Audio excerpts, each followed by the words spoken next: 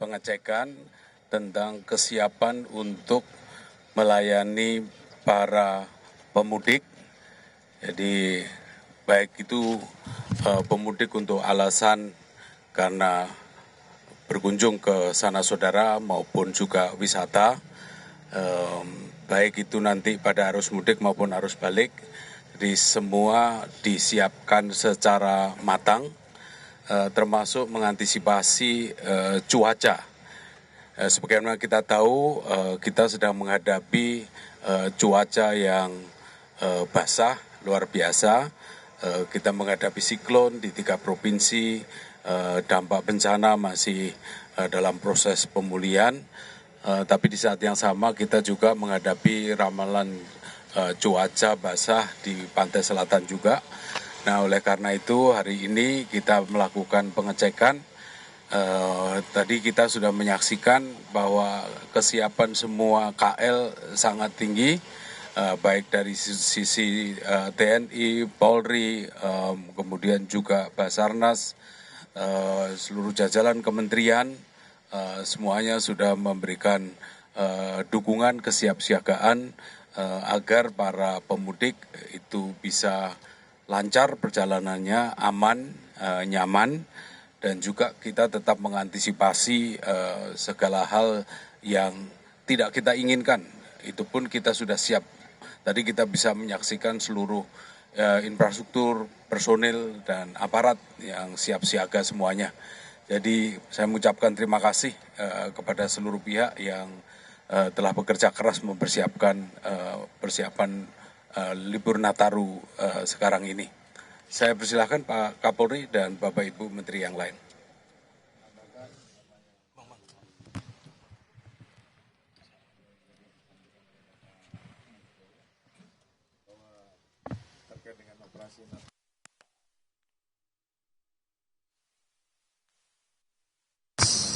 Pos yang kita siapkan, dan di Banten ada 50 posko di mana terbagi menjadi pos untuk pelayanan, pengamanan, dan juga pos untuk kegiatan yang bersifat terpadu.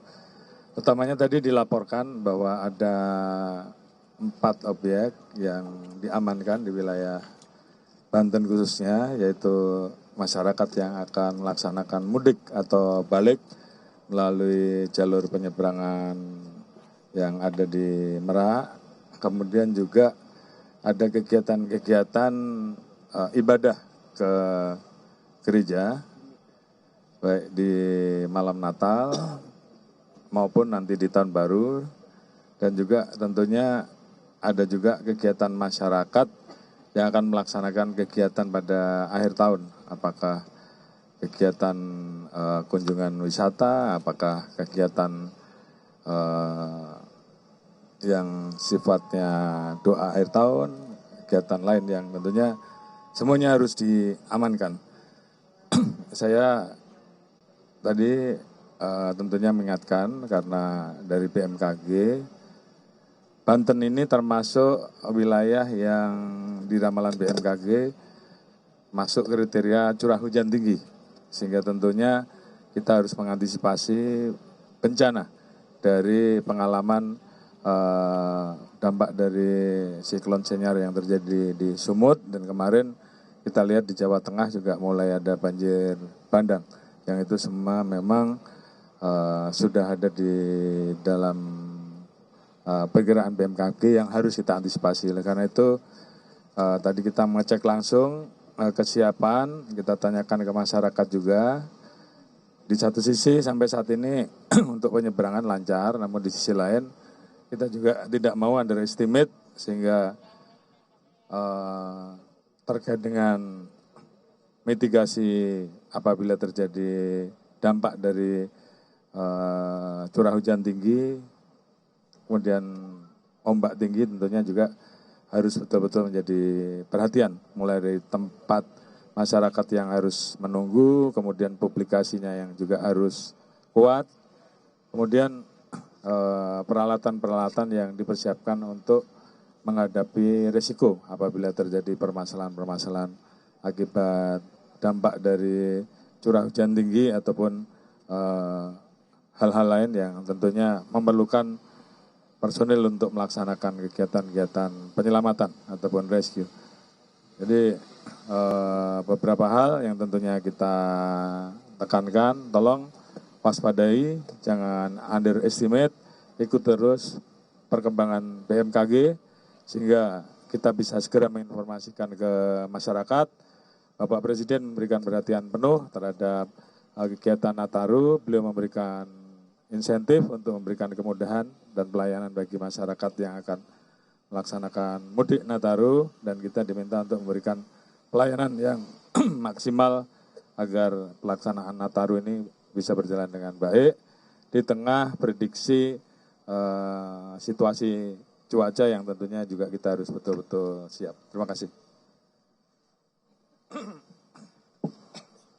Tugas kami di Kementerian Kesehatan adalah memastikan masyarakat bisa sampai ke daerah tujuan dengan selamat dan sehat, serta kembali ke rumah kediaman sesudah tahun baru juga dengan selamat dan sehat. Nah, masalah kesehatan paling besar di setiap acara seperti Nataru atau Lebaran adalah kecelakaan. Alhamdulillah di akhir tahun 2023 kecelakaannya ada sekitar 3.000-an lebih. Tahun lalu kecelakaannya sudah turun ke angka 2.700-an. Ya. Sebagian besar dari kecelakaan ini, lebih dari 95%, itu terjadinya di bukan jalan tol. Ya, di bukan jalan tol. Itu kami berkoordinasi dengan kepolisian dan Kementerian Perhubungan, bagaimana kita bisa fokus menjaga keamanan mudik atau liburan Nataru ini di area non-tol. Kemudian kedua juga yang menarik datanya adalah kematiannya naik. Jadi kalau kecelakaannya turun, kematian kita naik dari Sambal Indofood banyak level pedasnya. Pedas, ekstra pedas, pedas dahsyat. Jadi karena kecelakaan roda 2 atau motor. Oleh karena itu, himbauan saya ke masyarakat nomor 1 adalah terutama yang memakai motor, yang menggunakan jalan-jalan biasa, non-tol, tolong berhati-hati, pakai helmnya, tidurnya yang cukup, dan jangan membawa barang yang berlebihan.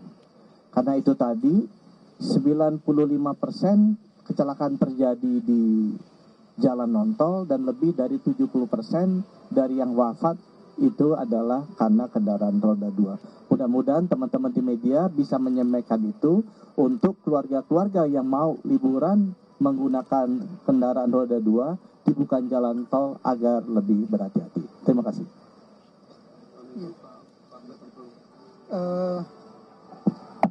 Kami dari Kementerian Pekerjaan Umum juga sama, harus meyakinkan bahwa masyarakat yang melaksanakan perjalanan untuk merayakan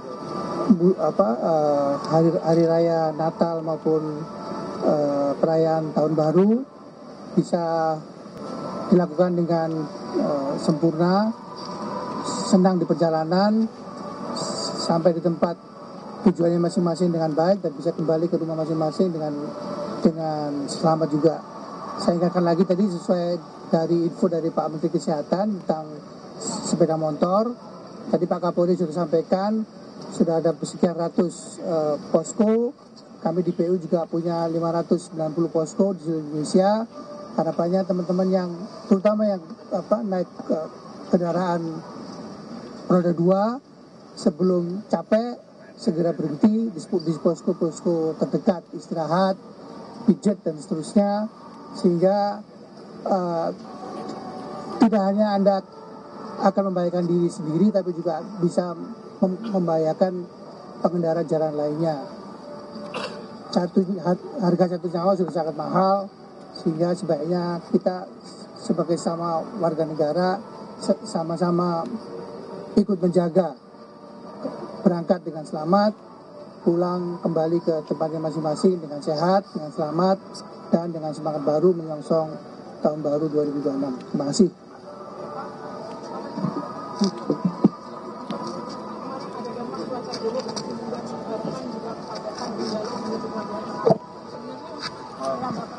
Sebentar ya, bentar. Saya dari Kementerian Perhubungan ingin menjelaskan upaya yang telah dilakukan oleh pemerintah. Kita sudah memastikan semua sarana dan prasarana transportasi yang akan digunakan. Kita sudah mengecek semua moda transportasi, baik moda pesawat, moda kereta, moda laut, dan moda angkutan darat. Rancak ini terus dilakukan sampai pelayanan Nataru berakhir.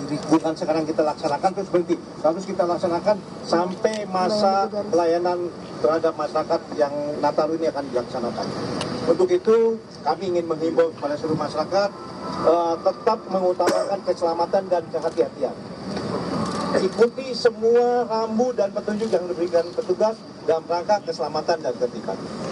Kementerian Perhubungan dengan kementerian terkait berkomitmen akan memberikan pelayanan terbaik supaya kita bisa mencapai zero accident di tahun ini.